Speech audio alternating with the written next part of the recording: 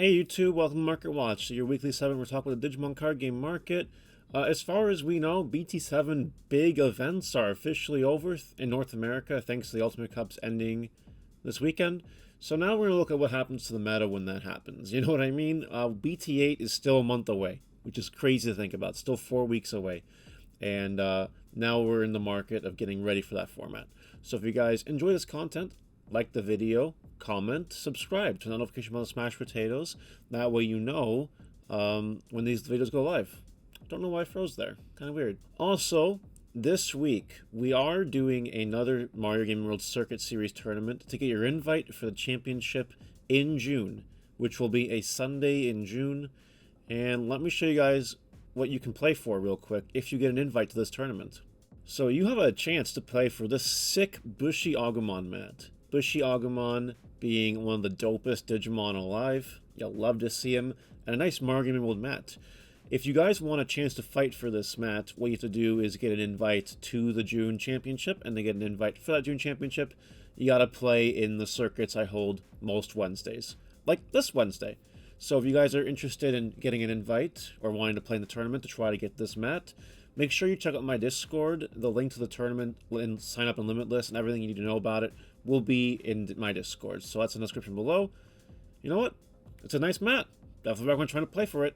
Alright, Omnimons. Always Omnimons. Some interesting stuff going on. X antibodies climbing back up, which is interesting to me because, you know, X antibodies are getting support soon. Zort defeat is $69. Nice. But, yep, this keeps growing. This keeps going up. You guys ran out of time. If you guys thought this card would be low forever, oh, I'm sorry about your luck. Speaking of BT1 stuff, it would appear that cases of Booster Set 1 are very short supply. You can see a couple recent sales on TCG Player, probably to just make it to this price.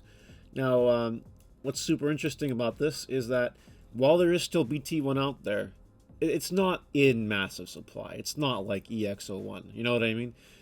It's running very, very thin. So very soon, I mean, you could sell your case right now probably if you bought it a few months ago and make some profit.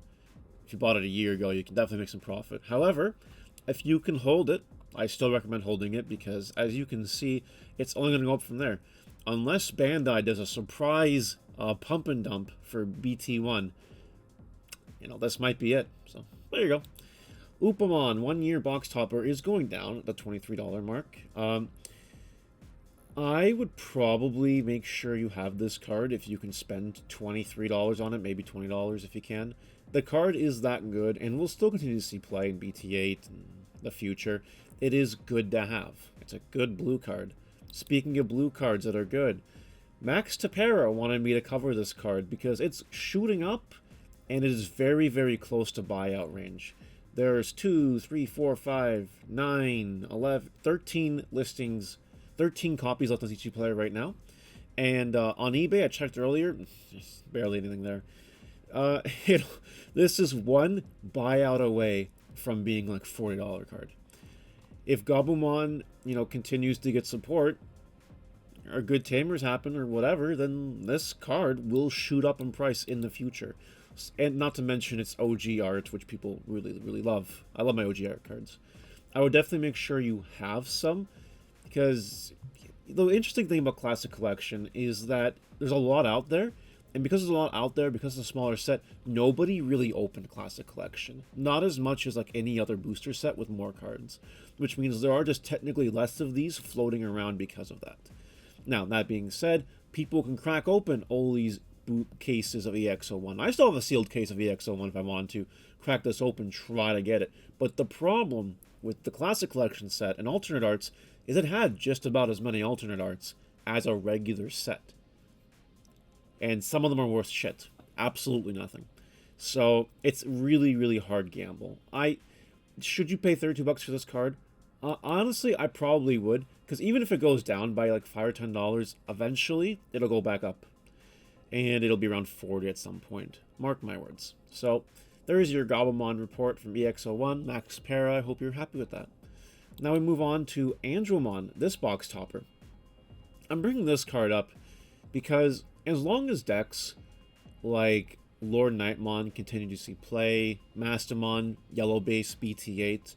This card can still continue to see play. And you guys gotta remember that as long as we keep getting good level 3 yellow Digimon, or Bushiagumon remains relevant, this just keeps being a card that's in everyone's, thought bubbles, so to speak. So yeah, the card is really good, and there's like a lot out there, which is really, really nice. But again, how far are you gonna wait to get this card, right? Now is probably a good time to get it. It is on a bit of a rise, but if BT8 Mastermon, yellow base, starts playing this card, and it does well, maybe it goes up. Maybe. It's a tough call. Magnamon. This is your weekly don't buy into the pre-sales announcement. $20 for a super rare. Kind of crazy. People are buying it. It's making me angry. Angry. These sellers are trying to make the free money off of you. The free money. Don't let them make the free money off you. Another card here. Don't let them make the freest of money. Oh, God. They're super rares. They'll be worth like $5 or less, approximately, when they come out. Don't buy the pre-sales. Please. Please don't do it. Do not. Don't do it. BT1 War Greymon has been, up and down. We covered the alternate art not too long ago, and we saw it was going up in price. This one is technically, a little higher than maybe it should be. We had one just sell for $10, which is kind of insane when there's all of these listings here, which blows my mind, but that's fine. This card can see play in BT8, so that's why I'm covering it, along with Red Memory Boost. Last week, I think, I covered these memory boosts, and I'm like, okay, maybe grab them. This one's really expensive for some reason, and I'm not quite sure why. I mean, every memory boost gets better at BT8. That's fine, but, I really have nothing to say about the memory boosts. You probably should grab them. You probably should have them. People will stop cracking open BT7 boxes really soon, and because of that, these particular memory boosts, these alt arts, will stop, seeing pull rates, which means they will, over time, get harder to find. You might want to make sure you have some. Grand Kuwagamon, this is your, BT9 reminder that this card is good at getting BT9. Maybe pick up some copies of it. Koromon here is good in BT8, and it keeps going up in price.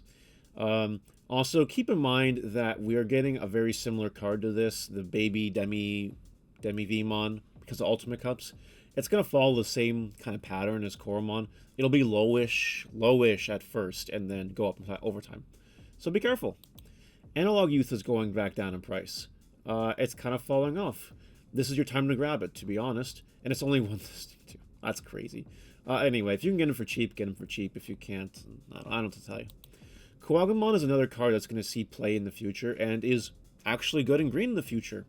So do make sure you have your copies of this card, because there's a lot out there. It's one of the alternate arts in EX01 that's worth nothing right now, but it could be worth something in the future. So there you go. Doraemon got bought out again. Yep, okay, great.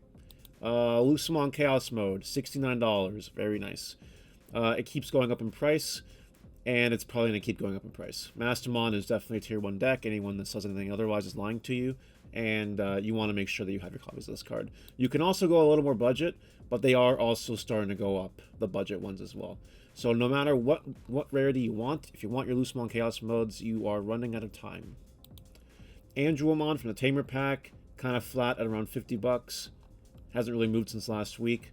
How many listings do we have? 19 listings.